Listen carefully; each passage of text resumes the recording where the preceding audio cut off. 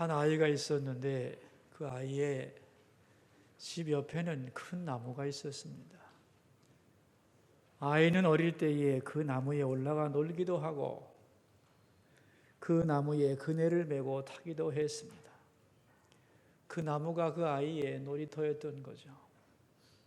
나무는 자기 밑에서 노는 아이를 바라볼 때 무척 행복했습니다. 어느새 이 아이가 자라서 소년이 됐는데 이제 이 아이는 나무에 올라가서 놀지를 않았습니다. 대신 나무에게서 열매를 원했습니다. 다행히 나무는 그 아이에게 줄 열매가 있었습니다. 아이는 그 열매를 좋아했고 나무는 그 열매를 주면서 행복해했습니다. 이 아이가 더 자라서 청년이 됐을 때는 이 아이에게 땔감이 필요했습니다. 그러자 나무는 내 가지를 베어다가 땔감을 하라고 말했습니다. 땔감을 주면서 나무는 행복했죠. 더 나이가 들어서 장년이 되자 이 아이는 세상에 나가서 돈을 벌어야 되겠다고 생각했습니다. 그런데 세상으로 가기 위해 배가 필요하다고 했습니다. 그러자 나무는 내 줄기를 잘라서 배를 만들라고 했습니다. 그래서 아이는 그 나무를 베어서 배를 타고 나가서 세상으로 나가 돈을 벌기 시작했습니다. 한참 동안 그는 돌아오지 않았죠. 오랜 세월이 흘러 그 아이가 늙게 되자 백발이 되어 그는 집에 돌아왔습니다. 돌아와 보니 그 나무는 밑동만 남아 있었죠. 그 노인은 그 나무 밑동에 걸터 앉아서 쉬었습니다. 그리고 마지막은 이렇게 묘사되고 있습니다. 그 나무는 너무 행복했습니다. 들어본 얘기죠? 아낌없이 주는 나무라고 하는 쉘 실버스타인의 책의 내용입니다. 이 간단한 얘기가 왜 이렇게 유명해졌는가 하는 거예요. 여러분, 이 얘기의 주제가 뭔 것 같아요? 인생의 목적이 뭔지를, 행복의 비결이 뭔지를 가장 간단하게 동화식으로 표현한 책이기 때문에 모든 사람, 남녀노소를 막론하고 이 내용을 사랑하게 되는 것이죠. 여러분, 하나 물어봅시다. 우리가 열심히 살아가고 있는데 인생을 사는 목적이 뭐죠? 우리는 왜 살아가는 거죠? 행복의 길은 어디에 있는 거죠? 많은 사람들이 이렇게 생각합니다. 왜 사냐고? 열심히 살아서 출세해서 남부럽지 않게 한번 떵떵거리게 높임받으며 살아봐야지. 출세하고 잘되고 성공해야지. 그게 삶의 목적이라고 생각하죠. 쉽게 말하면 섬김을 받는 것이 생의 목적이라고 생각하고 살아간다는 거죠. 그러나 아닙니다, 여러분. 인생의 목적은 섬김을 받는 것이 아니고 섬기는 것입니다. 제가 이 책을 윤리학 시간에 한번 읽어보게 하고 소감을 학생들에게 물은 적이 있는데 이 책을 읽고 느낌이 어떠냐 그랬더니 따뜻하지만 슬퍼요 이러는 거예요. 그래? 왜 따뜻하지만 슬프다고 생각하냐? 이렇게 질문을 했어요. 언제나 옆에 아낌없이 주는 나무가 있으니까 따뜻하고요. 슬픈 이유는 자기 삶의 목적을 모르고 너무나 많은 시간을 사람들이 허송세월한다는 것.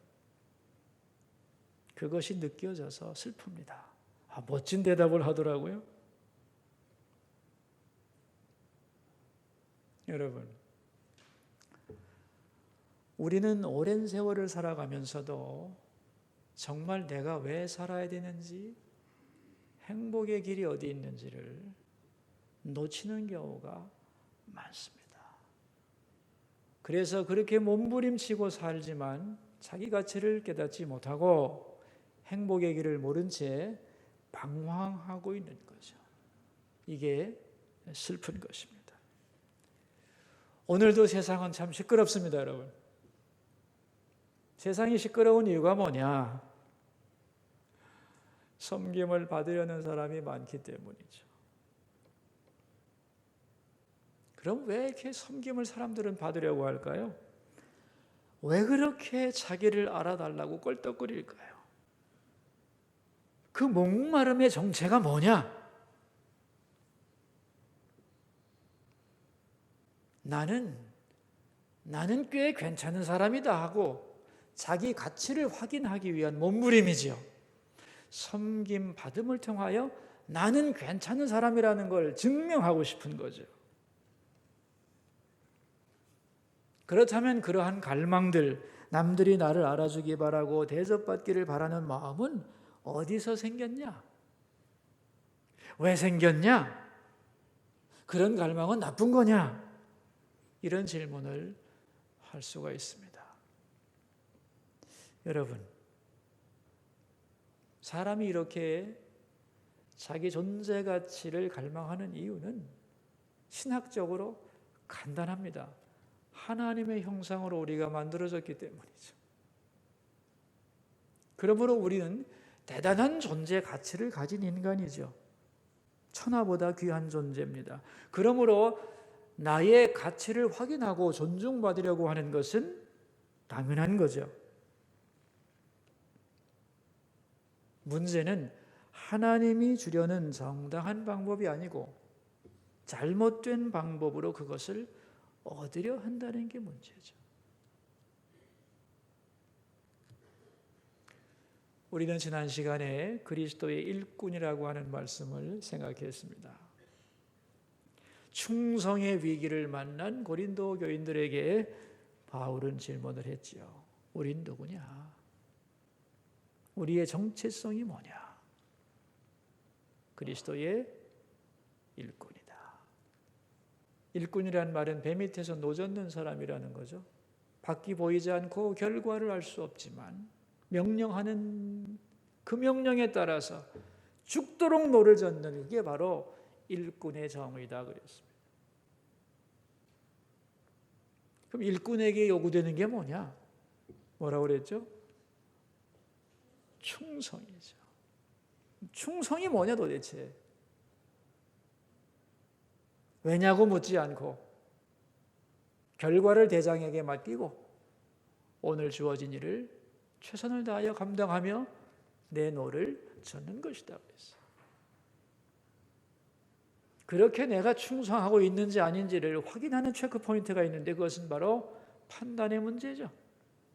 누구의 판단에 내 마음을 두고 살아가느냐 하는 거죠. 다른 사람의 판단도 중요하고 내 판단도 있지만 진정 충성을 잃지 않으려면 누구의 판단을 중시해야 된다고 그랬죠? 하나님의 판단을 가장 중요하게 생각하면 어떤 경우에도 충성이 흔들리지 않을 수 있다 그랬어요. 그 충성의 결과가 뭐죠? 하나님의 비밀을 깨닫게 된다고 그랬어요. 나를 향한 하나님의 뜻이 충성을 통하여 시간과 함께 성취되는 것이다. 기억나죠? 예. 오늘 본문은 잘못된 가치관을 가지고 살아가는 고린도 교회의 성도들을 바라보면서 바울이 가지는 안타까운 마음, 그리고 어떻게 하면 그 가치관을 고쳐줄 수 있는가에 대한 그의 고민이 오늘 본문에 나타나 있습니다. 아마 잘못된 가치관을 가지고 살아가는 성도를 향한 하나님의 마음이 이것이 아닐까 그렇게 생각을 합니다. 우리가 아는 바와 같이 고린도 교회는 4개의 파로 갈려서 서로 싸우고 있잖아요. 그죠? 그러다 보니 성도들의 심령이 황폐화됐습니다. 여러분 이거를 보면서 고린도 교회를 담임했던 아볼로 목사님이 얼마나 힘들었겠어요. 그래서 그러지 말라고, 싸우지 말라고 수없이 얘기를 했습니다마는 듣지 않았어요. 그래서 견디다 못한 아볼로 목사님이 한 일이 뭐냐? 6절입니다. 우리 함께 읽읍시다.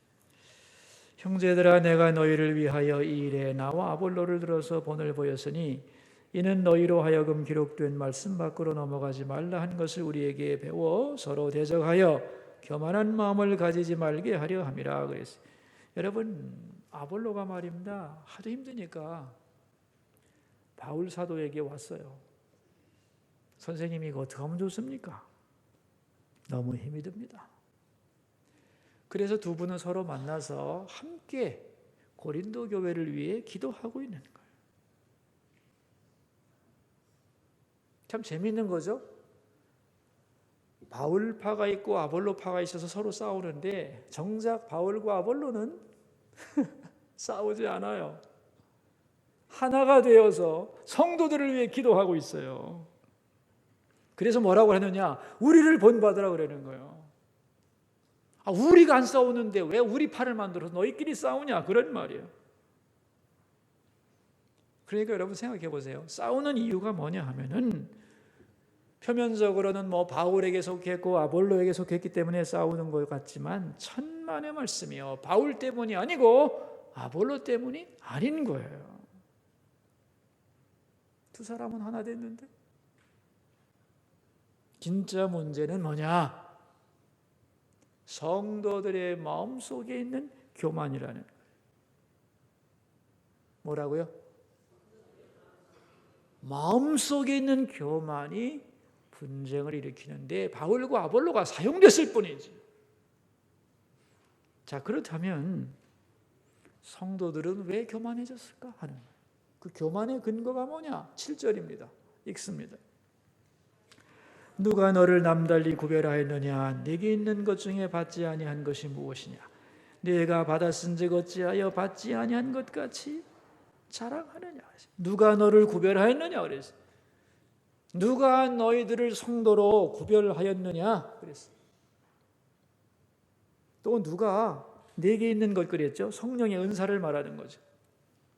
그러니까 누가 너희가 예수 믿고 하나님의 자녀가 되게 했고 더 나아가서 너희들에게 성령의 은사를 주어서 능력 있는 사람이 되게 했는가? 그런 얘기죠. 하나님이 그렇게 하신 거 아니냐? 너희가 가진 것 중에 받지 아니한 것이 뭐가 있냐? 그런 얘기죠. 신앙적으로도 그렇고 영적으로 또 육신적으로도 우리가 받지 아니한 게 뭐가 있냐는 거죠. 다 받은 것뿐이죠. 여러분, 교만해지는 이유는요, 간단합니다. 다 받았는데 자기 스스로 쟁취한 것처럼 생각하기 때문에. 맞죠? 여러분, 겸손의 본질이 뭐죠? 겸손이란 다 받은 것뿐입니다. 이것을 인정하는 거죠. 내 소유도, 내 건강도, 나의 생명도 다 받은 것뿐입니다. 이 한마디만 진실로 고백할 수 있으면 겸손해집니다. 사람이 이거를 하지 못한다는 거예요. 받지 아니하고 내가 스스로 쟁취했다고 생각하기 때문에 교만해진다는 것입니다. 그러므로 교만의 근거는 뭐냐? 받은 거예요. 자, 여러분, 하나님은 왜 우리에게 많은 것을 주셨을까요?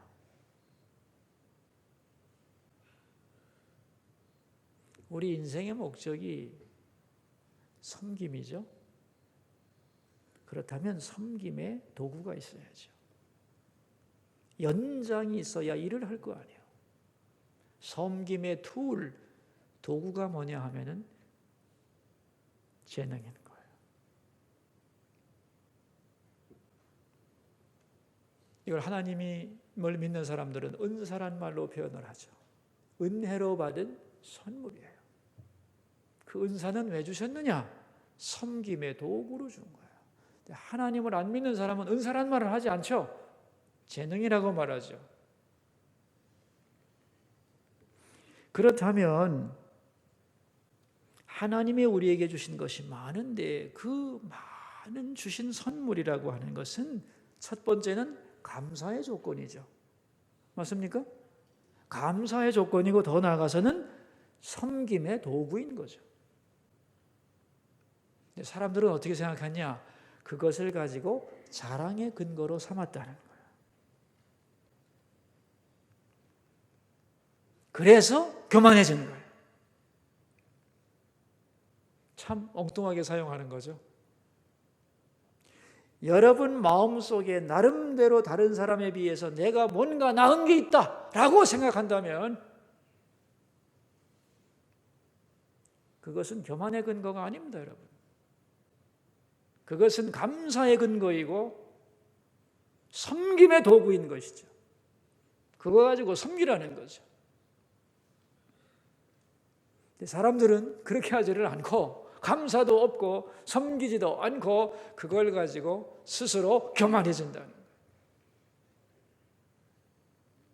자, 그러면서 교만해진 모습이 묘사가 되고 있는데 8절이에요. 함께 읽을까요? 너희가 이미 배부르며 이미 풍성하며 우리 없이도 왕이 되었도다. 우리가 너희와 함께 왕 노릇하기 위하여 참으로 너희가 왕이 되기를 원하노라 그랬어요. 너희가 이미 배부르며 풍성하며 왕이 되었다는 거예요. 스스로 부족한 줄을 모르고 마치 자기들이 잘나서 그렇게 된 것처럼 생각을 한다는 거예요. 고린도 교회의 사람들은 돈이 많았습니다, 여러분. 지식도 많았고요. 능력도 많았어요. 그러다 보니까 나 배부르고 부유하고 그런 마음을 가지게 됐다는 거예요. 우리 없이도 왕이 되었다. 이 말이 무슨 소리인 줄 아세요? 이제 당신들 필요 없어. 그런 얘기입니다. 그들을 보고 싸우지 말라고 하는 그러한 바울이나 아볼로 같은 사람 없어도 된다는 거예요. 물러가라는 거죠. 고린도 교회 교인의 마음이 이미 스스로 높아졌어요. 스스로 왕이 되었다는 거예요.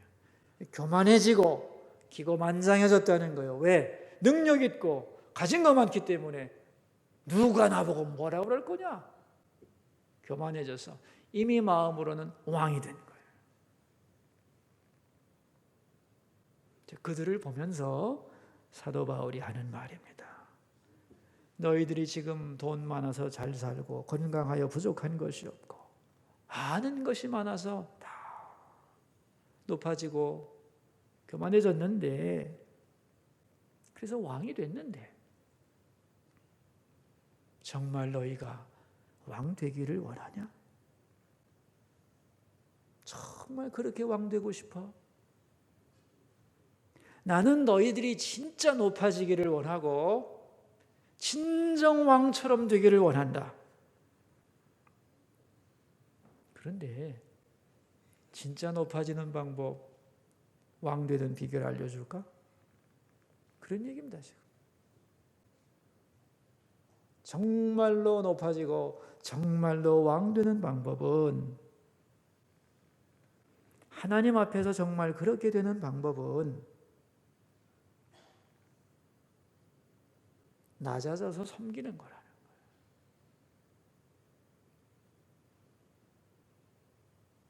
너희는 높아지기 원하는데 정말 높아지기 원해? 그렇다면 주님을 위해 낮아져야 해. 정말 주님 앞에서 면류관 안 받는 왕 같은 사람 되고 싶어?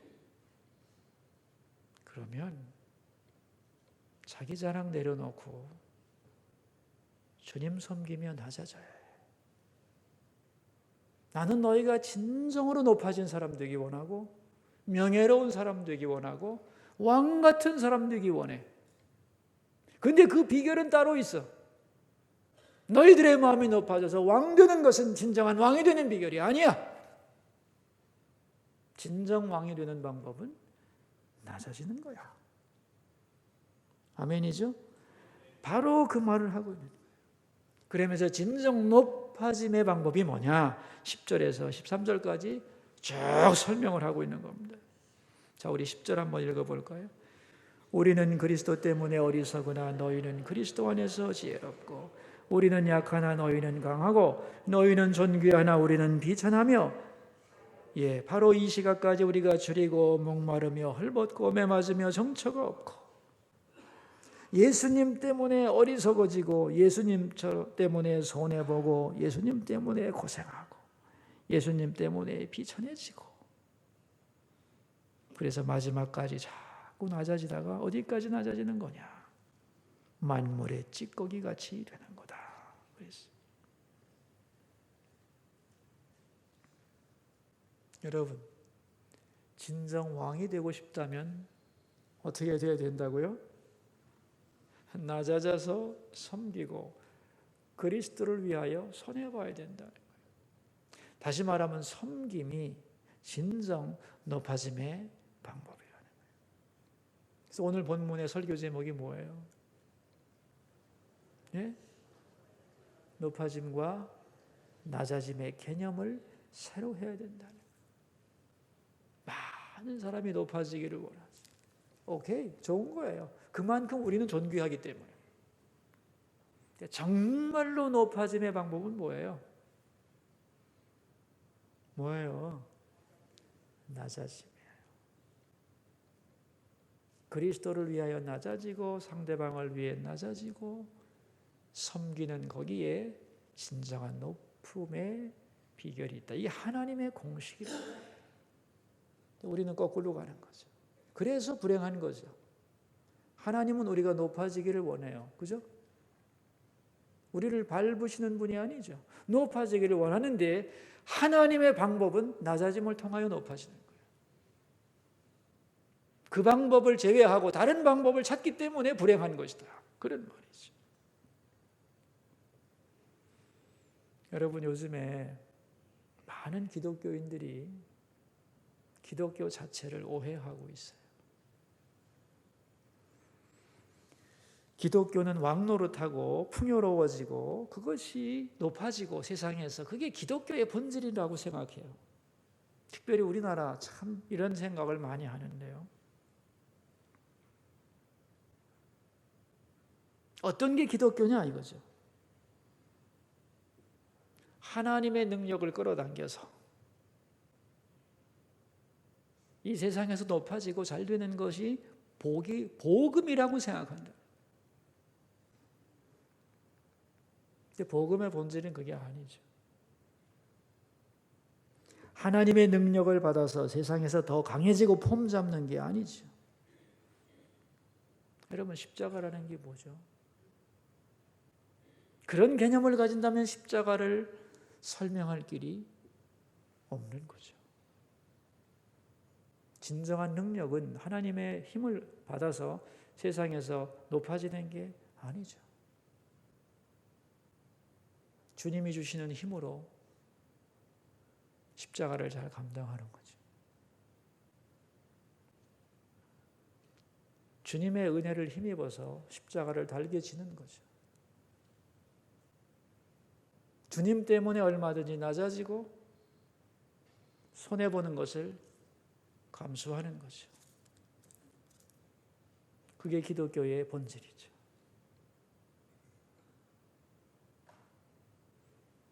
우리들 속에, 질그릇 같은 우리들 속에 보화가 숨겨져 있죠. 그렇죠? 그럼 우리들 속에 있는 이 복음이라는 보화가 어떻게 드러나야 되느냐 하면은 질그릇이 깨질 때죠. 그래서 우리가 낮아지고 손해보고 깨질 때 우리 속에 있는 그 보화, 예수 그리스도라는 보화가 세상에 드러나게 되는 것인데, 우리는 어떻게 생각하냐면 하나님의 능력으로 그 질그릇이 점점 강화돼서 절대로 깨지지 않는 탄탄한 그릇이 되기를 원하죠. 그래서 세상에서 보화를, 우리 속에 있는 보화를 보여줄 기회를 갖지 않으려고 하는 거죠. 이게 잘못된 기독교의 모습이죠. 그래서 높아지려고 하는 기독교가 반대로 시탄을 받는 거죠. 우리가 낮아지고 주님 때문에 손해보고 그래서 주님이 영광을 받으셔야 되는데 그것이 주님이 원하시는 방법인데 우리는 거꾸로 생각한다는 말이죠. 그래서 사도 바울이 하는 얘기입니다. 나는 낮아지고 너희 때문에 손해보고 예수님 때문에 고생하고 그런데 너희들을 바라보면서 내가 주님 나에게 힘을 주셔서 너희들을 짓밟고 올라서려고 하지 않는다. 나는 낮아진 이것을 주님의 은혜로 잘 감당하려고 한다. 왜? 그게 진정 높아지는 비결이니까. 이런 얘기를 지금 고린도 교인들에게 하고 있는 것입니다. 이게 그리스도교의 본질이라는 거죠. 진정 높아짐의 방법이라는 거죠. 이걸 너희들도 본받아야 된다고 사도 바울은 말하고 있는 것입니다. 여러분, 이 세상은 옛날보다 훨씬 더 많은 것을 소유하고 있어요. 역사 이래로 이렇게 풍요한 시대가 있었나요? 없었습니다, 여러분. 그런데 사람들은 점점 불행해집니다. 왜 그럴까요? 윤리학에서는 앞으로 갈수록 빚이 자꾸 늘어날 거로 보고 있습니다. 아주 안 좋은 건데요. 빚이 왜 자꾸 늘어나고 있느냐 이런 얘기죠. 가치관의 문제 때문에. 여러분 50년 전만 해도 말이죠. 대부분의 사람들은 자기보다 큰 것을 위하여 자기가 보냄받았다고 생각했어요. 아마 여기 계신 분들 어릴 때 나라를 위해서 뭔가를 해야 된다고 다 배웠을 거예요. 그때 나라가 해준 것도 없지만.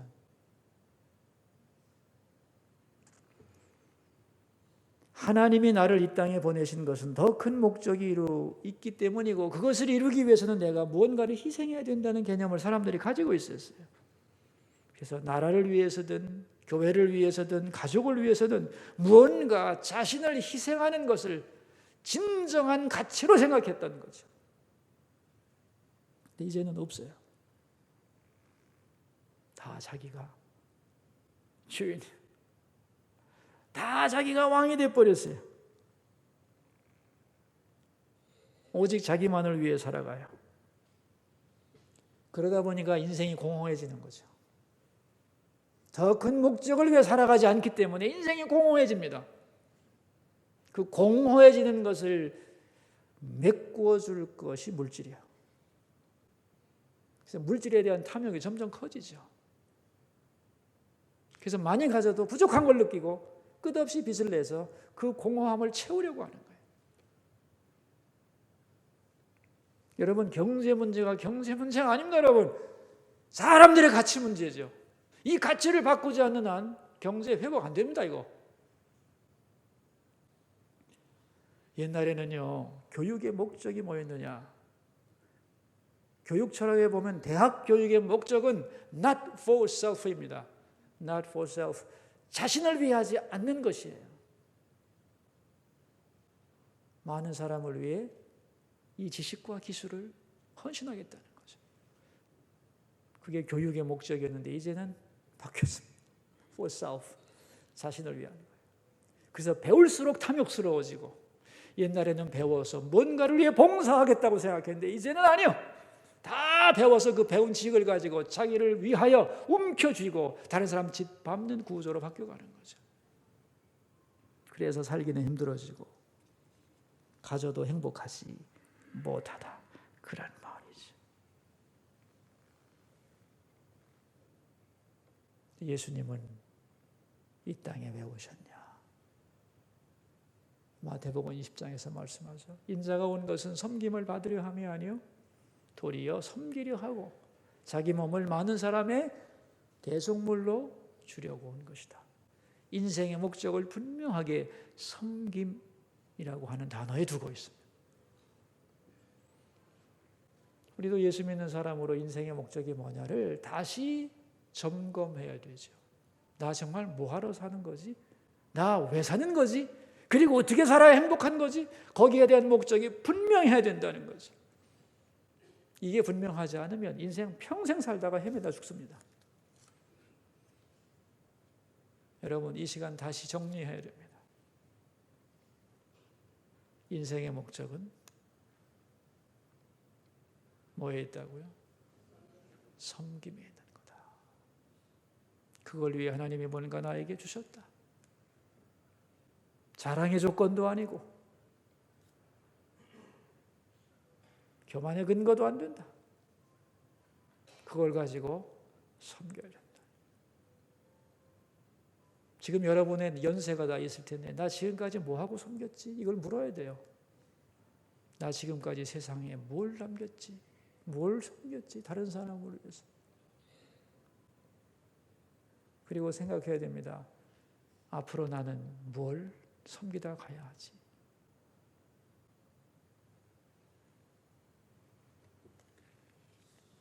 예수님은 섬기러 오셨고 섬김의 극치인 십자가의 죽음을 위하여 오셨습니다. 우리가 대림절을 보내면서 예수님의 오신 목적을 반드시 이해해야 합니다. 그리고 나도 섬기러 온 인생이다. 이제 나에게 남은 인생이 몇 년인지는 알 수 없지만 잘 섬기다 가야 되겠다. 다 주다가 가야겠다. 이것이 잘 사는 비결이죠. 그걸 위해 낮아져야 된다는 말이죠. 지난주에 우리 교회 구역공과의 주제가 섬김이었는데 그 섬김에는 방법이 많다고 그랬어요. 여러분, 섬김의 방법이 많죠. 우리가 섬길 수 있는 제일 좋은 방법은 영원한 생명의 말씀을 전하는 거겠죠. 그것만이 섬김은 아니에요. 섬김의 방법은 다양한 거죠. 섬김의 가장 쉬운 방법이 뭐냐고 그 구역공과에 나왔냐면은 환대라고 그랬어요. 환대. 여러분, 환대가 뭐죠? 반갑게 맞아주는 거예요. 여러분 옆에 있는 분을 섬기는 가장 좋은 방법은 뭐겠어요? 가장 쉬운 출발은 뭐겠어요? 네? 상대방을 반갑게 맞아주는 거죠. 남편을 섬기는 최고 쉬운 방법이 뭐겠어요? 퇴근하고 들어올 때 환대해 주는 거죠. 반가워요, 여보. 그 남편은 행복하겠죠? 여러분, 교회에서 다른 성도들을 섬기는 제일 쉬운 방법이 뭐예요? 네? 환대입니다. 다른 성도들을 보고 반가워해 주세요. 내가 환영받고 있다는 걸 느낄 수 있도록. 여러분, 그것이 섬김의 시작이에요. 우리 교회 낯선 분들 오셨을 때 이렇게 쳐다보지 마시고 반갑습니다. 뭘 도와드릴까요? 그래 보세요. 이게 섬김이죠. 섬길 수 있죠. 누구나 할 수 있는 섬김이 환대입니다. 자녀를 환대하는 것이 자녀를 섬김의 시작이라고 했어요. 또한 다른 사람 말을 잘 듣는 것도 섬김이에요. 경청도 섬김이다. 그런 거예요. 설교를 잘 들어주는 것, 그것도 섬김이에요. 굉장한 섬김입니다, 여러분.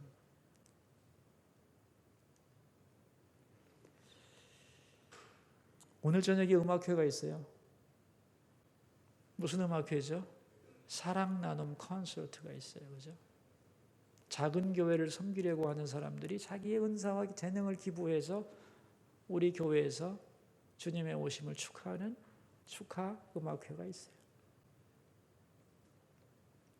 그 사람들은 섬겨라. 우리는 어떻게 섬겨야 되죠? 어떻게 하는 게 잘 준비된 그들을 섬기는 방법일까요? 네? 들어주는 거죠. 니네끼리 해. 그리고 이 회중석을 텅 비우는 건 섬김이 아니죠. 경청도 섬김이다. 아멘이죠. 아내가 말할 때 귀담아 들어주는 게 아내를 섬기는 거죠. 다음 주 저녁에는 칸타타 하죠. 성가대가 지금 몇 달 동안 연습했죠. 그죠? 니네끼리 해라. 이건 섬김이 아니죠. 기쁜 마음으로 와서 들어주고, 그죠? 박수 쳐주는 것. 그들을 향한 섬김이죠. 아멘이죠? 여러분, 할 일 없다 하지 마세요. 열심히 반갑게 맞아주고 열심히 들어주는 것도 섬김이에요. 오늘 저녁에 볼 거예요, 아무튼.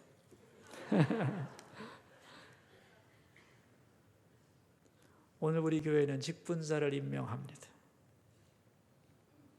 1년 동안 수고한 모든 분들께 진심으로 감사드리고, 일하시면서 마음 상한 것도 많았을 것이고 주님 때문에 손해보는 것도 많아졌을 텐데 그게 남는 장사입니다. 아멘이죠? 우리는 잊어버려도 주님은 다 기억하시고 갚아주실 줄로 믿습니다. 새롭게 일하실 분들, 남들은 편한데 나는 왜 수고하고 고생해야 되나? 그게 인생 목적이에요, 여러분. 내게 기회가 주어졌을 때 열심히 주님을 위해 충성할 수 있기를 바랍니다. 주님 위해 수고할 때 손해보는 법은 절대로 없거든요. 내가 열심히 충성하고 봉사할 때 안 하는 사람 보면 화가 나죠. 저 사람 왜 안 하지? 그런 생각하지 마세요. 그런 사람을 바라보면서 이렇게 생각해야 됩니다. 안 됐다. 나이가 몇인데 아직도 인생의 목적도 깨닫지 못하고 저렇게 헤매나. 그렇게 생각하시면 돼요. 주님은 섬기러 오셨습니다. 우리 인생의 목적도 섬김입니다. 대접받는 것이 이익이 아니고 섬기는 것이 진짜 내 것임을 우리 깨닫고 멋지게 섬기다 가는 최고의 인생 되시기를 주님의 이름으로 축원합니다. 기도하겠습니다. 세 가지 기도 제목을 가지고 주님 앞으로 나갑시다. 첫 번째 기도 제목입니다. 내 인생의 목적, 내가 태어난 이유, 내가 행복할 수 있는 비결, 그것은 섬김을 받는 것이 아니라 섬기는 것임을 알게 해주소서. 기도하겠습니다. 사랑 많으신 아버지, 오늘 높아짐과 낮아짐의 제목으로 말씀을 전했습니다. 우리 인생의 목적, 내가 태어난 이유, 행복의 비결, 그것을 섬김을 받는 데 두었기 때문에 우리 인생은 이렇게 각박해지고 갈등과 싸움이 많고 세상은 요란해졌습니다. 사랑 많으신 아버지, 다시 생의 목적, 존재 이유를 알게 해 주소서. 우리는 섬기러 왔다고, 섬김 속에 높아짐이 있고 영원한 상급이 있고 하나님의 칭찬이 있고 진정 존귀한 자가 되는 것이라고 확실히 알고 살아가는 우리 모두가 되게 은혜 내려 주옵소서. 두 번째 기도 제목입니다. 올 한 해 수고한 모든 분들에게 위로와 축복을 주시고 내년에 새롭게 일할 분들에게 감당할 능력과 은사를 부어주소서. 기도하겠습니다. 하나님, 올 한 해도 하나님의 교회와 성도들을 위해 힘쓰고 애써 섬긴 분들 참 많습니다. 한 분 한 분에게 넘치는 위로와 축복을 허락해 주옵소서. 또 섬기면서 상처받은 거 있습니까? 주님이 다 씻어주시고 위로해 주시옵소서. 새롭게 임명받은 수많은 봉사의 직분자들, 주님께로부터 받는 임명이 되게 해주시고 그 직분을 감당할 모든 필요한 은사를 주시되 넘치게 부어주시고 기뻐하며 섬길 수 있도록 위로해 주옵소서. 세 번째 기도 제목입니다. 나의 일생을 통하여 주님이 영광 받으시고 나의 낮아짐을 통해 주님이 더 높아지소서. 기도하겠습니다. 하나님, 우리는 주님의 능력으로 이 세상에서 더 높아지고 영광 받기를 소망합니다. 그러나 진정한 영광은, 진정한 높아짐은 주님을 위해 낮아지는 것이고 다른 사람을 섬기는 겁니다. 그것이 영원히 높아지며 영원히 영광받는 유일한 비결입니다. 하나님이 그 공식을 만드셨는데 우리가 그 공식을 외면하고 거꾸로 사는 어리석은 인생 되지 않게 하여 주소서.